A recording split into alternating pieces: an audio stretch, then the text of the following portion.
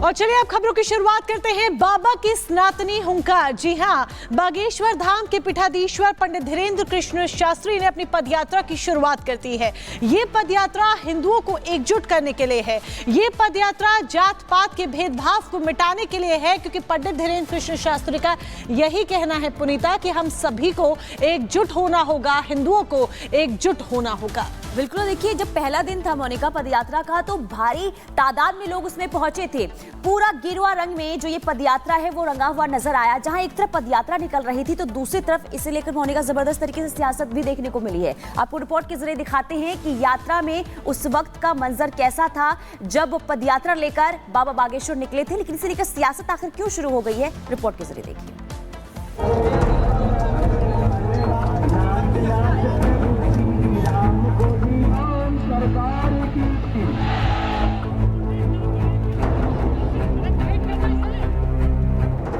पदयात्रा पर निकले बाबा बागेश्वर।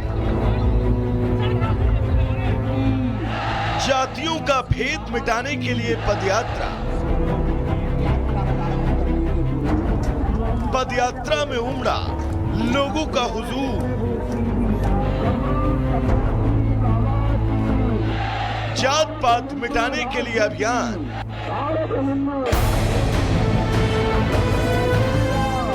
ये जोश, ये जनसैलाब इस बात की गवाही दे रहा है कि हिंदू एक है, वो अब ना ही बटेगा ना ही कटेगा।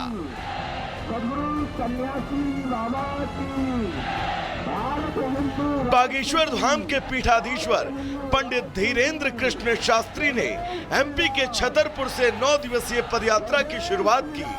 इस पदयात्रा का मकसद हिंदुओं के बीच जाति भेदभाव, छुआछूत, अगड़े और पिछड़े का फर्क मिटाना है। और उनकी इस यात्रा में श्रद्धालुओं का जनसैलाब देखकर तो यही लग रहा है कि अब हिंदू जाग गया है।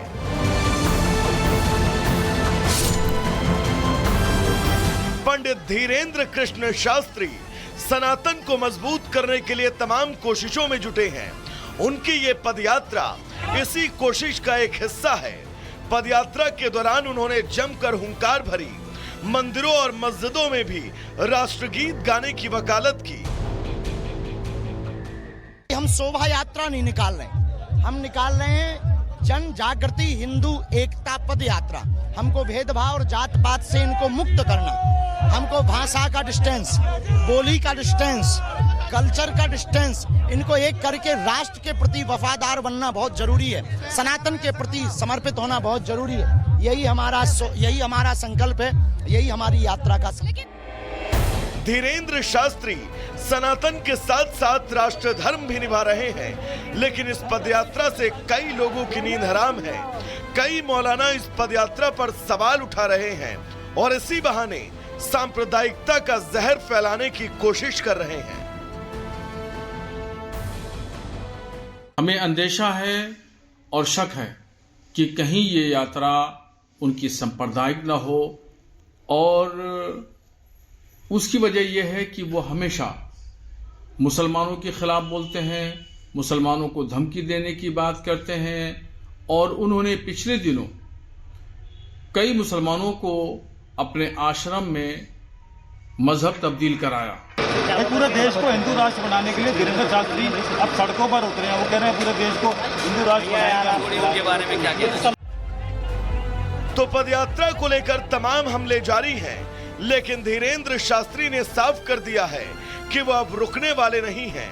आपको बता दें कि धीरेन्द्र शास्त्री की 160 किलोमीटर की पदयात्रा 29 नवंबर को ओरछा धाम में समाप्त हो रही है।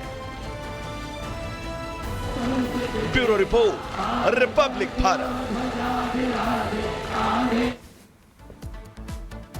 और चलिए आगे बढ़ते बात कर लेते हैं महाराष्ट्र की, क्योंकि कल देखिए नतीजे आने वाले हैं। लेकिन उससे पहले ही महाविकास आघाड़ी में जबरदस्त तरीके से मोनिका संग्राम देखने को मिल रहा है, और संग्राम हो रहा है सिर्फ कुर्सी के लिए। बिल्कुल, ये संग्राम है सिर्फ कुर्सी के लिए, यानी कि कुर्सी की लड़ाई अभी नतीजे घोषित भी नहीं हुए, उससे पहले ही महाविकास आघाड़ी में शुरू हो गई है।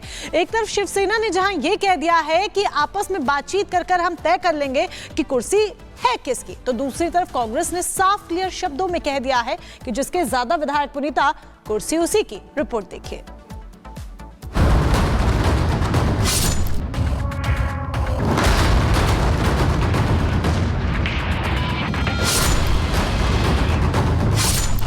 अभी तो मतगणना शुरू भी नहीं हुई, अभी तो रुझान पक्ष में भी नहीं आए, अभी तो जीत भी तय नहीं हुई और अभी से महाविकास अघाड़ी में कुर्सी को लेकर सबके मन की बात सामने आने लगी।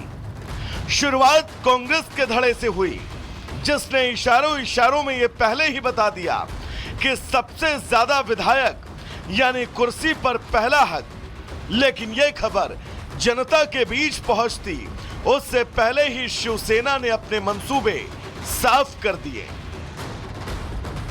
महाराष्ट्र में कांग्रेस की लीडरशिप में ही सरकार महाविकास आघाड़ी की बनेगी और महाविकास आघाड़ी की सरकार आएंगी, इसमें कोई दो मत नहीं है।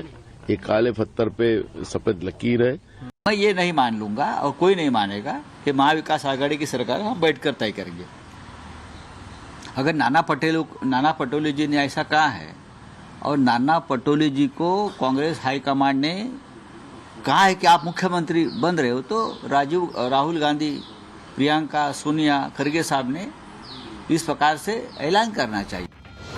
महाराष्ट्र में जनादेश आया नहीं, उससे पहले ही सत्ता का बंटवारा शुरू हो गया। वैसे भी एमवीए में कांग्रेस सबसे ज्यादा 101 सीटों पर चुनाव लड़ी है, तो बड़ा भाई बताकर वो सीएम पद का ख्वाब देख रही है। नॉर्मली लार्जेस्ट पार्टी का ही मुख्यमंत्री चुना जाता है बहुमत के आधार पर, लेकिन हमारे पार्टी में निर्णय जो होता है वो हमारी कांग्रेस के हाईकमांड करती है। लेकिन हमारा कयास ये है कि अगर हमारी पार्टी बड़ी है तो निश्चित रूप से कांग्रेस पार्टी का मुख्यमंत्री यहाँ बनना चाहिए। एक हिंदी में कहावत है, मुंगेरी लाल के हसीन सपने। इसलिए संजय राउत हो या नाना पटोले हो, दोनों के सपने और मुंगेरी लाल के सपने, इनमें कोई फर्क नहीं है, क्योंकि सरकार तो यहाँ महायुति की आ रही है। जिस प्रकार से भारतीय जनता पार्टी, शिवसेना, राष्ट्रवादी ने काम किया है, लोगों का रिस्पांस मिला है और जो फीडबैक आ रहा है वो यही बताता है फिर एक बार महायुति की सरकार बन रही है। पीएम मोदी ने तो इस झगड़े की आहट पहले ही भांप ली थी। 8 नवंबर को धुले की रैली में पीएम मोदी ने पहले ही बता दिया था कि आखिर महाविकास अघाड़ी का क्या होगा। महाअघाड़ी की गाड़ी में वैसे भी ना पहिए हैं, ना ब्रेक है और ड्राइवर की सीट पर बैठने के लिए भी झगड़ा हो रहा है और चारों तरफ से भांति भांति के हॉर्न सुनाई दे रहे हैं। यहाँ अभी तो न गाड़ी है और ना ही उसे चलाने के लिए रास्ता तैयार है, लेकिन पहले मैं की जंग तेज हो चुकी है। महाविकास अघाड़ी के कॉन्फिडेंस की दाद तो देनी चाहिए, क्योंकि एग्जिट पोल में उनकी सरकार बनने के आसार कहीं नजर नहीं आ रहे। लेकिन गठबंधन ने न सिर्फ सीएम पद की दावेदारी शुरू कर दी, बल्कि उसे लेकर झगड़ा भी शुरू हो गया। Bureau report, Republic Bharat. तो एक तरफ जहां कुर्सी की लड़ाई देखी जा रही है और ये लड़ाई महाविकास अघाड़ी में अभी से शुरू हो गई है, तनातनी का दौर देखा जा रहा है, तो दूसरी तरफ एग्जिट पोल कहते क्या है, जरा एक बार इस पर भी नजर डाल लीजिए, क्योंकि कल रिजल्ट्स अनाउंस होंगे, कल मतगणना होनी है। मैट्रिक्स के एग्जिट पोल की अगर हम बात कर ले तो देखिए यहां पर हम बात करेंगे महायुति की। महायुति के खाते में जाती हुई नजर आ रही है 150 से 170 सीटें।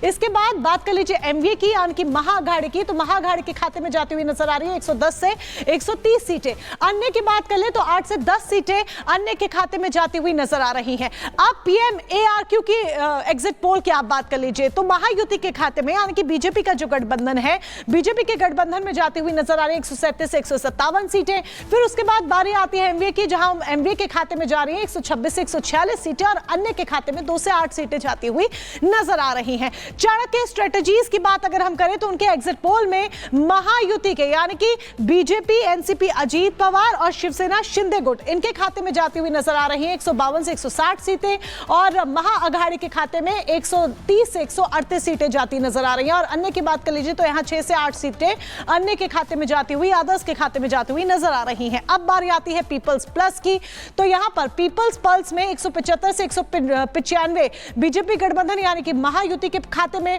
85 से 112 ही सीटें मिलती नजर आ रही हैं एमवीए को। इसके अलावा अदर्स की बात करें तो 7 से 12 सीटें अदर्स के खाते में, अन्य के खाते में जाती हुई नजर आ रही हैं। पोल डायरी का भी जिक्र यहां पर कर लेते हैं, जिनके एग्जिट पोल में 122 186 सीटें जाती हुई नजर आ रही हैं। महायुति के खाते में तो 59 से 121 सीटें ही, 69 से 121 सीटें ही जाती हुई नजर आ रही हैं एमवीए के खाते में, और अदर्स के खाते में 12 से 29 सीटें जाती हुई नजर आ रही है। तो ये तो एग्जिट पोल की बात हो गई कि एग्जिट पोल क्या कुछ कहते हैं, लेकिन दरअसल क्या ये एग्जिट पोल एग्जैक्ट पोल में बदल पाते हैं? नहीं, ये कल ही पता चल पाएगा। इस बीच एक बड़ी अपडेट भी आ रही है। बड़ी अपडेट आपको बता दें, बड़ी खबर ये बता दें कि अभी देखिए रिजल्ट्स अनाउंस भी नहीं हुए हैं, मतगणना शुरू भी नहीं हुई है, लेकिन उससे पहले एमवीए के नेताओं ने निर्दलियों से संपर्क साधना शुरू कर दिया है। जी हां, कल मतगणना होनी है, लेकिन उससे पहले ही एमवीए ने नेताओं से संपर्क साधना शुरू कर दिया है। उन नेताओं से जो कि निर्दलीय हैं, उन प्रत्याशियों से संपर्क साधना शुरू कर दिया। उनको लग रहा है कि जो जीत सकता है, जिसकी पॉपुलैरिटी ज्यादा है, जो अपने क्षेत्र में जीत हासिल कर सकता है, तो ऐसे में एमवीए सूत्रों के हवाले से खबर आ रही है कि एमवीए उन नेताओं से संपर्क साधने की कोशिश कर रही है, उन प्रत्याशियों से संपर्क साध रही है, ताकि उन्हें अपने पाले में लिया जा सके। तो देखा जाए तो अभी रिजल्ट्स अभी स्टार्ट भी नहीं हुए हैं, अनाउंस भी नहीं, उससे पहले एमवीए के बीच ही जद्दोजहद जो है, तनातनी जो है, और इसके साथ ही जो कोशिशें हैं, वो सब शुरू हो गई हैं।